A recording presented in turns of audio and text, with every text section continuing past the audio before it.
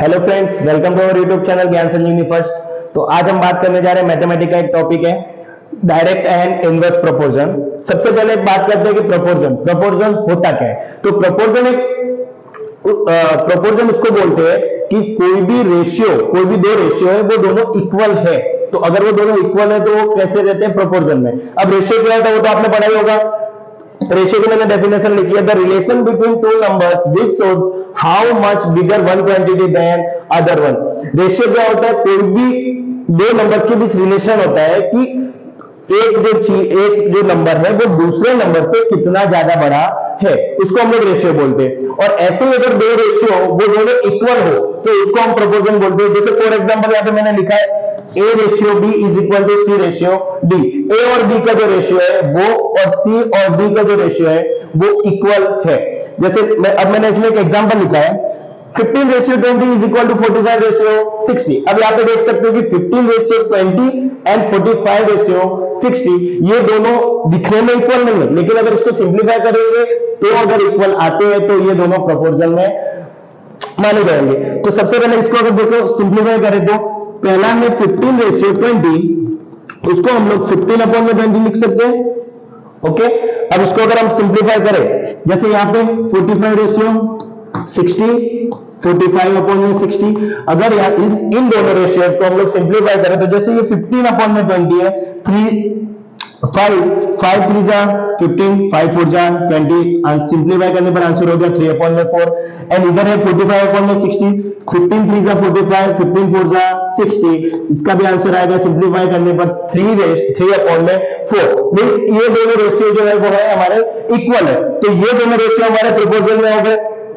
इसी तरीके से हम लोग आगे बढ़ते हैं कि डायरेक्ट और इनवर्स प्रोपोर्शन।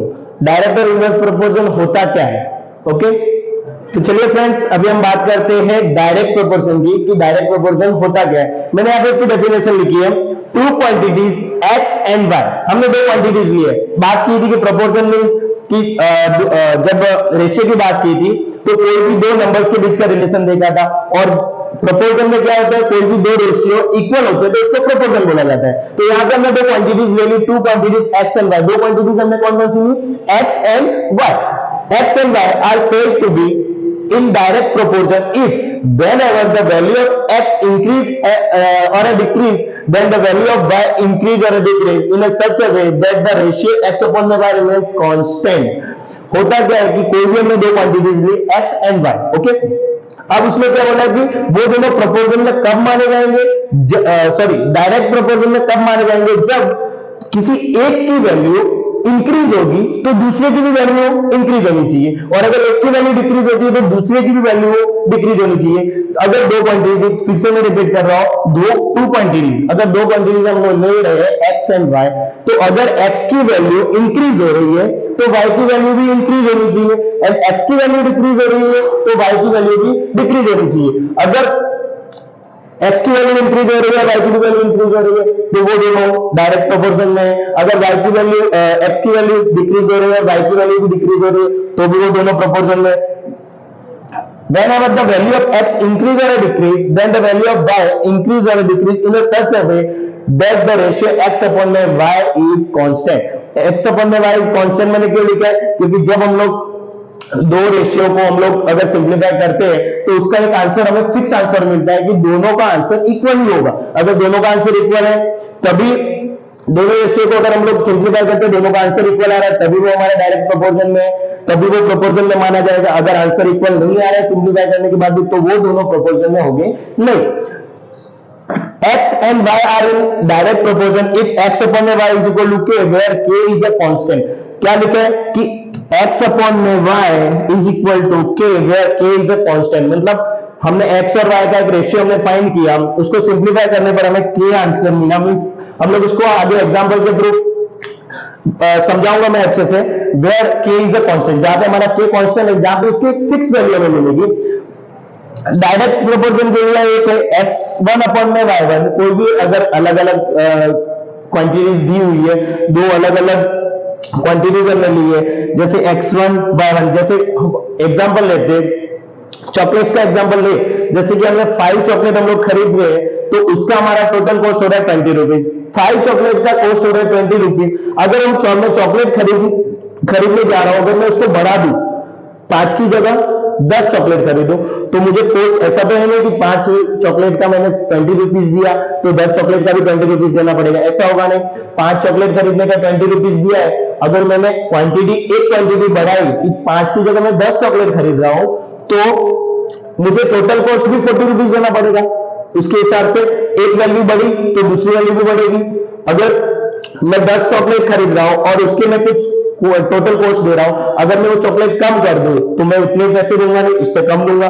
तो जैसे एक वैल्यू बढ़ रही है, x की वैल्यू बढ़ रही है, तो y की वैल्यू, एक क्वांटिटी की वैल्यू बढ़ रही है तो एक क्वांटिटी की वैल्यू दूसरे क्वांटिटी की वैल्यू भी बढ़ रही है। और अगर एक क्वांटिटी की वैल्यू घटा रहे हैं तो दूसरे सामने भी उसकी क्वांटिटी क्या हो रही है, घट रही है।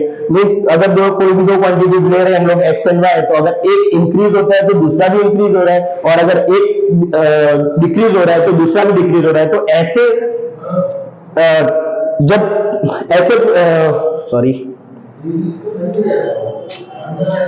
एक क्वांटिटी इंक्रीज हो रही है तो दूसरी क्वांटिटी भी इंक्रीज होगी, और जब एक क्वांटिटी डिक्रीज हो रही है तो दूसरी क्वांटिटी भी डिक्रीज होनी चाहिए। तो ऐसे को हम लोग बोलते हैं डायरेक्ट प्रोपोर्शन। उसका हमारा ये फॉर्मूला हम लगा सकते हैं कि x1 अपॉन में y1 is equal to x2 upon में y2 is equal to x3 upon में y3 is equal to dash dash करके k, मींस हमारा एक वैल्यू मिलेगा। दोनों को अगर सिंपलीफाई करके तो हमें एक फिक्स वैल्यू मिलेगी, इसीलिए हमने उसको कांस्टेंट बोला गया। आगे हम लोग इसको एग्जांपल से समझते हैं, देखते हैं हम लोग इसके डायरेक्ट प्रोपोर्शन का एक एग्जांपल। तो चलिए फ्रेंड्स, हम लोग एक एग्जांपल देखते हैं डायरेक्ट प्रोपोर्शन का। मैंने यहां लिखा है number of chocolate is equal to 3 and total cost, 3 chocolate का टोटल कॉस्ट हो रहा है हमारे पास 15। अगर मैं इसको बढ़ा दूं, मेरे को चॉकलेट मैंने 3 खरीदी, 3 चॉकलेट्स मैंने परचेज की, तो उसके मुझे पैसे देने पड़ रहे 15 रुपीज। अगर मैं ये क्वांटिटी बढ़ा दूं, समझ लो 6 कर लूं, तो इसका हो जाएगा 30। ओके, अगर मैं इसको और बढ़ा दूं 9 ले लूं, तो इसका हो जाएगा 45। ओके, सेम ऐसे अगर मैं इसको 12 ले लूं, इधर हो जाएगा 60। ओके, तो इस तरीके से जैसे हमारी एक क्वांटिटी बढ़ती है तो उसकी दूसरी क्वांटिटी भी इंक्रीज होती है। इसको मैं मान लेता हूं कि ये x है और ये y है, तो ये हमारा क्या हो गया x1, ये हमारा हो गया x2, ये हमारा हो गया x3, ये हो गया हमारा x4। सेम यहाँ पे y1, y2, y3 and y4। अब ये प्रोपोर्शन में है या नहीं, डायरेक्ट प्रोपोर्शन में है या नहीं, वो चेक करते हैं। तो हमारा फॉर्मेट क्या था, x1 अपॉन में y1 is equal to x2 upon में y2 is equal to x3 upon में y3 is equal to x4 upon में y4। Okay, x1 y1 x2 y2 x3 and y3 and x4 and y4। अगर हम लोग check करते कि ये proportion में डायरेक्ट प्रोपोर्शन में है या नहीं, तो सबसे पहले 3 अपॉन में 15 is equal to, okay equal to नहीं लगा तो पहले चेक कर लेते हैं, 6 अपॉन में 30, यहाँ पे 45 अपॉन में 9 अपॉन में 45, यहाँ पे आएगा 12 अपॉन में 60।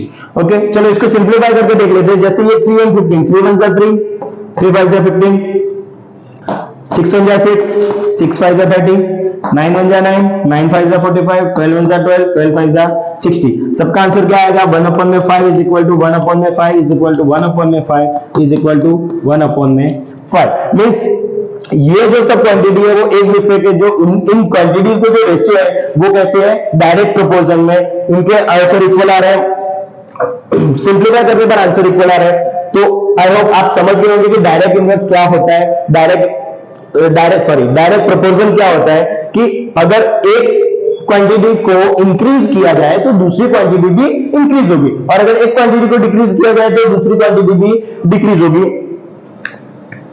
ओके, तो नेक्स्ट वीडियो में हम लोग देखेंगे कि इनवर्स प्रोपोर्शन क्या होता है। इनवर्स मींस आपको पता तो चल गया होगा, इनवर्स मींस होता है उल्टा। ओके, तो नेक्स्ट वीडियो में हम लोग देखेंगे कि इनवर्स प्रोपोर्शन क्या होता है। अगर आपको मैथ के और वीडियो अगर आपको देखने हो तो हमारे ज्ञान सर्टिफिकेट फॉर चैनल को सब्सक्राइब करें, वीडियो को लाइक करें और वीडियो को शेयर करें अपने दोस्तों के साथ। Thank you.